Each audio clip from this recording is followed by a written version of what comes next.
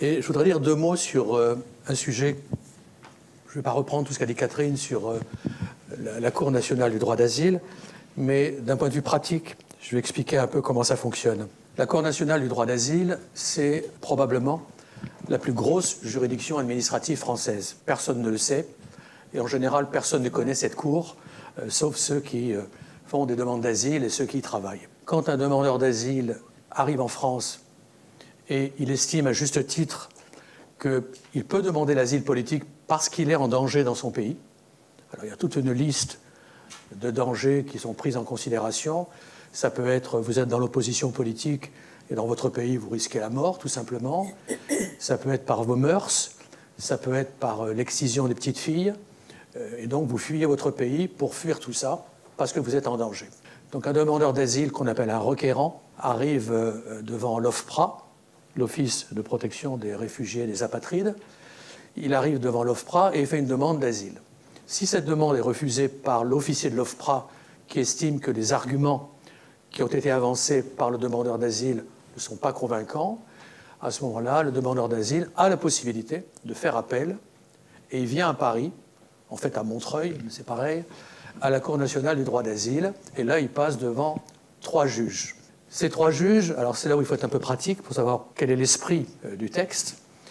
Ces 3 juges, donc vous avez un juge principal, qui est le président de séance, qui est un véritable juge de la magistrature. Et il a à ses côtés 2 juges assesseurs. Il y en a un qui est nommé par le vice-président du Conseil d'État, et qui grosso modo représente l'administration. Et puis, quelque chose d'exceptionnel, il y a un 2e juge assesseur qui, lui, est nommé par le Haut Commissariat pour les réfugiés. Ce qui est unique en Europe, probablement. C'est-à-dire que dans une juridiction française, il y a un juge qui n'appartient pas à la justice française, mais qui apporte son concours et qui participe au jugement. Donc un juge, quelqu'un qui représente grosso modo l'administration, et quelqu'un qui représente le droit des réfugiés. La personne est entendue, et ensuite il y a le délibéré, et une décision est prise. Pour prendre la décision, le juge s'appuie sur beaucoup de choses. D'abord, il a sa compétence, il a l'habitude, il a une expérience. Ensuite, il y a le rapport du rapporteur qui a préparé le dossier, qu'il a donné aux juges, aux 3 juges, et qui a un peu décortiqué tout le dossier du demandeur d'asile. Et puis, le juge, il a aussi ses 2 assesseurs. Et la suppression de ces 2 assesseurs, je pense que ça va être un véritable problème. Parce qu'un juge, malgré son expérience, malgré la jurisprudence qu'il connaît, malgré le travail préparé par d'autres, en particulier par le rapporteur, un juge, en général, français, n'a pas vécu à l'étranger. Il ne sait pas ce que c'est que la réalité du terrain. Or, les 2 assesseurs qu'il a, un petit peu le représentant de l'administration, l'assesseur de l'administration, très souvent a vécu à l'étranger, soit c'est un ancien diplomate, soit c'est un ancien homme d'affaires qui a vécu à l'étranger, soit pour des raisons personnelles. Et pour le représentant du Haut Commissariat pour les réfugiés, là aussi, il y a d'anciens diplomates, et il y a surtout des représentants d'ONG, il y a des juristes, il y a des professeurs d'université, des maîtres de conférences, tous spécialisés sur l'étranger et le droit des étrangers.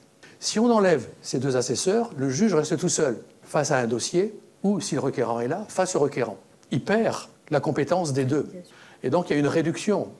Alors, évidemment, une fois encore, le juge, ce n'est pas quelqu'un d'aveugle et de sourd. Hein. Il a sa expérience, mais il perd quand même, je dirais, ces 2 béquilles qui lui étaient utiles parce qu'elles ont une connaissance de l'étranger.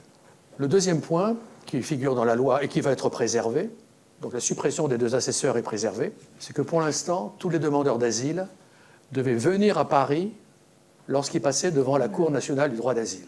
Quand vous êtes un immigrant sans papier qui vit en Corse, venir à Paris, ça représente un coût. Ou n'importe où ailleurs en France. C'est compliqué. Il faut avoir un logement. Vous venez passer à Paris, on vous convoque à 8 h du matin, vous arrivez la veille, vous dormez où? Alors vous avez parfois des amis qui vous hébergent, d'autres demandeurs d'asile ou d'autres migrants qui vous hébergent. Mais souvent, vous n'avez rien. Et il faut voir à Montreuil, en particulier à partir du printemps, les gens qui dorment dehors et qui attendent l'ouverture pour entrer en audience. Vous imaginez déjà qu'un demandeur d'asile a une je dirais, quelqu'un qui a été marqué par la vie. Et en plus, il arrive là, tremblotant devant ces juges qui vont fixer son avenir, sa vie peut-être. Bon. L'idée de la loi, c'est de ne plus faire venir à Paris tout le monde, mais de créer des pôles territoriaux. Ce qui est une bonne idée en soi. On n'aura pas à faire déplacer des gens. Alors s'il y a quelque chose à Bordeaux, à Toulouse, à Nantes, à Strasbourg, à Nancy, les gens qui seront proches de ces villes pourront se déplacer. Ce qui est une bonne chose.